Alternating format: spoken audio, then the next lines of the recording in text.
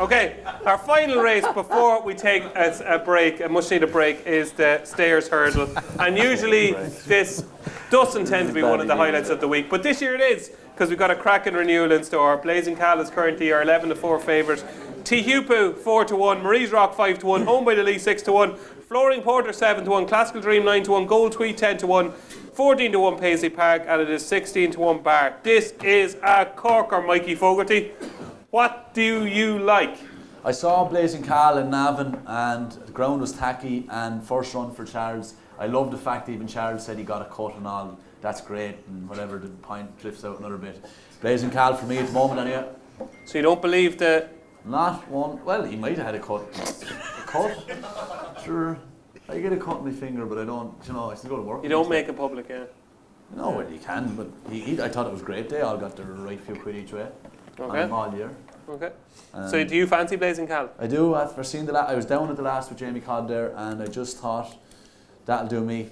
I just thought he was. I thought he was a very good horse, and the Charles has won it before, and I think he might win it again with him. Lovely. Won it with Solwood 10 years ago. David, is Blazing Cal going to do it for Charles Burns again? I wouldn't be backing him. He does look the one, all right, but no, not like this horse could have ran. He could have won 23 schooling hurdles before now, but how do we know? Yeah, so for me, if I was going to have a bet, I'd stick with Tehupu. His form is rock solid. I think he'll enjoy better ground, even though his form says no. Do you? I think so, yeah. Why? By Mass Marvel, and he's not a big horse, he's a bit slight. And I actually thought he didn't travel in Gorn, and I put that down to the ground, and his ability won it for him.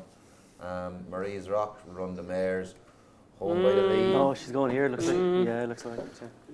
Today he was leaning towards the Stayers Hurdle when he was interviewed at Kempton today. Now into 4-1 on the exchanges. Well, I wouldn't have any of the rest of them bar the top two, and for me it's Tehupu. I trust Gordon. Okay, so one vote for Blazing Cal, one vote for Tehupu. Don? I haven't had a bet in the race, David, but look, I think it's a fascinating race. Blazing Cal, fascinating horse. He's been off for so long and then came back and won the Boyne Hurdle as impressively as he did, and was put in as favourite. Tehupu was favourite before that after he won the Galmoy Hurdle. I am a wee bit worried about the ground just because all his form was on soft ground, but yeah, fair point for David. And it's a case of whether it's the stamina test that he needs that the ground provides, or whether he actually needs to get his toe in. So, and we don't really know because all his best form is on soft ground, including when he stepped up to 3 miles the last time, won the Galmoy Hurdle. He won the Hatton's Grace Hurdle in his first run this season. He was disappointing at Cheltenham, but that was over 2 miles, so you can allow him that. So look, he's an improving horse. He's a young stayer and he's a big player. Marie's Rock is a player too, I think. Like she won massive player. Yeah, she won the Mayor's Hurdle last year. She I look at that race again this morning. She really stayed on up the hill, and same thing in the Relkeel Hurdle last time. So you can see why they're going here. Looks like they're going here, having won a Mayor's Hurdle, and she's well up to it. Home with the Lee is probably, generally a horse who doesn't have a lot of love, generally underrated. He's got his quirks. Flooring Porter had a setback and race against time to come back here. Gold Tweed. I think Gold Tweed still has to be supplemented, doesn't he? He's not in the race, but he won the Cleve Hurdle last time, and he's a bit under the radar being a French horse. We just don't know how good he is or how good he could be. To me, I don't really have a strong opinion. It's a wide open race. Marie's Rock, I started coming down this morning just having a look at her race, but I don't have a strong opinion. It's wide open to me. Do you have a strong opinion, Diarmuid? Anything you're plucking out at bigger prices? No, well, I was on Blazing Cal most of the season, 7-1 or so, but the last few weeks I've really been warming up to Marie's Rock. I just think she was brilliant in that Relkeel Hurdle. She was just really, really good, and she's got loads of Cheltenham form. They all have to give her weight. Like Blazing Cal on good ground as well would be a small concern, really, with just the size of him as well. He's a brilliant racehorse, but the ground, Tehupu as well. Marie's Rock has a lot less boxes to tick, in my opinion, bar obviously the 3 miles thing, but she's always looked like she was a real stayer. Getting that weight at 5-1 is probably shorter now than when we did this morning, but I really like Marie's Rock. Really, really like it. Excellent. Marie's Rock for Diarmuid Nolan. Jamie? Yeah, I'll be firmly in Marie's Rock camp as well. You can't help but be taken by how she stays on at the end of the 2 mile forward, the Relkeel.